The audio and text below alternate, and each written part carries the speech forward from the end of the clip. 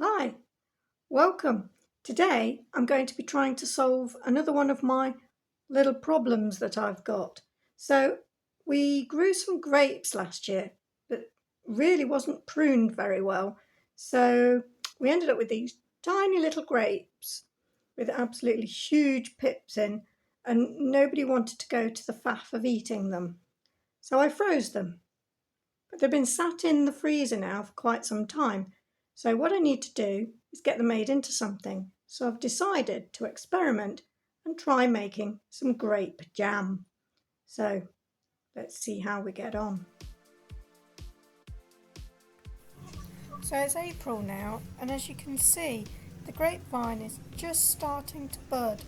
Soon we'll be getting leaves, but we're a long way away from getting the fruit for this year. So let's get cooking.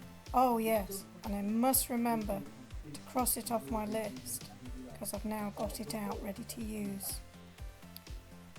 Here's all the equipment that I'm going to be using, such as my jamming funnels, sugar, jars, lids, pan, and my little hurdy-gurdy for getting out those pesky pips. So I weighed out the grapes and there's approximately 500 grams. It's not very much, but we'll see what we can get from it, maybe a couple of jars if we're lucky, because it will cook down as we heat it all up. They'll burst and we'll get lots of liquid come out. So that's both tubs emptied. I'm going to put a squirt of lemon juice in there just to make sure they've got plenty of pectin. So along with the sugar it should help us set. Not sure how much sugar we're actually going to need to get a good set, because I don't want it so thick that it's solid, but I also don't want it runny. I want to be able to spread it. So got the grapes cooking now. Some of them are starting to burst and we're getting a lot more liquid than when we first started off.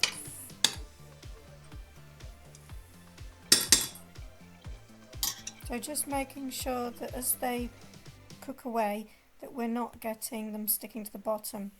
This is how tiny their grapes are. I mean, nobody is going to want to try and fight 3 pips out of that. Let's see if this one will squish. Oh, look at the juice. Lovely. Let's see if I can get the pips out to show you. It's all running down my hand. Now you can just about see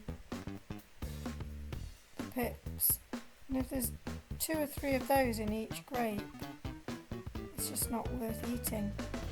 Thank goodness we're making something out of it. Cross fingers. So it's all about getting them cooked down so that we can turn them into the jam. It's taking a while. I thought it wouldn't take very long at all, but it appears that the skins are a little harder than I thought they were going to be.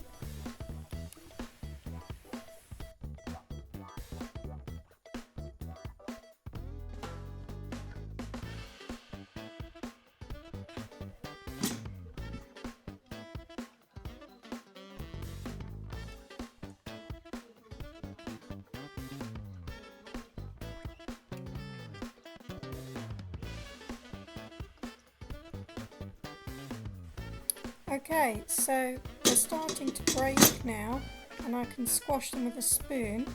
So I'm going to take them as cooked and put them through my sieve. So this one will just press everything through, including a lot of the fruit itself, but it will retain the seeds in the top part so that we can get a smooth jam without those pesky pips. All it takes is a bit of winding.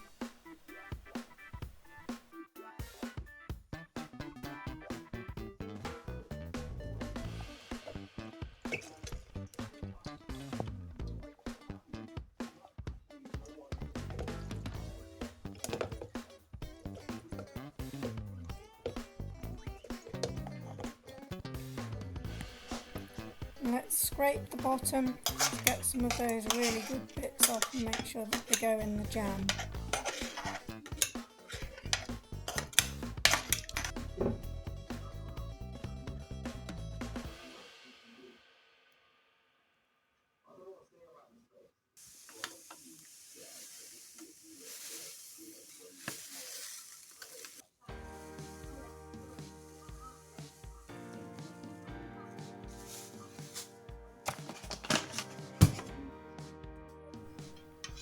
Right, we've got the 300 grams of sugar that I've estimated will be enough to make this set. Got it into the liquid and then made sure that it's dissolved. As you can see on the back of the spoon, there's not anything there, you can't see any of the granules. So now we need to bring it up to the boil. So it needs to be at rapid boil for around quarter of an hour, 20 minutes usually for a jam, so that it will get to setting point, and shortly we'll test for that.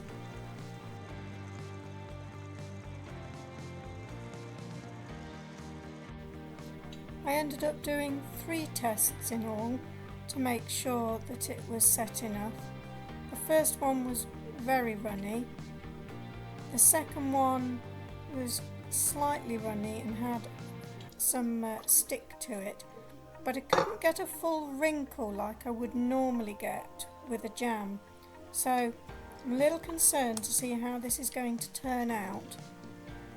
But we'll get it into the jars. It's very liquidy in this hot state. I've just got to hope that it's going to set correctly. Whoa. Get the lid on and hope for a pop to say that it's sealed. We've got enough for a ramekin but not enough for another jar, so we'll pop that in there. It'll give us a chance in a little while to have a taste test, because I won't have to open the full jar up. And as long as it's good, we can enjoy it in the fridge over the next week on waffles and toast and all sorts of things. Right, well, there we go. It's testing time. Let's see what happens. Well, it's definitely set enough to be a proper jam look. It's staying on the knife, and spreading wise, it's quite sticky. I mean, it's certainly not a liquid. In fact, that's pretty good consistency. Okay, so let's get this tested then, see what it's like.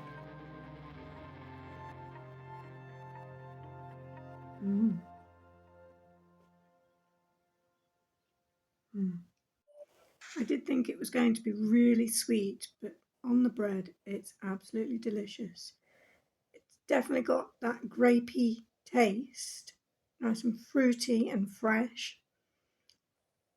And it reminds me of a blackberry jelly, or maybe a little black currantish.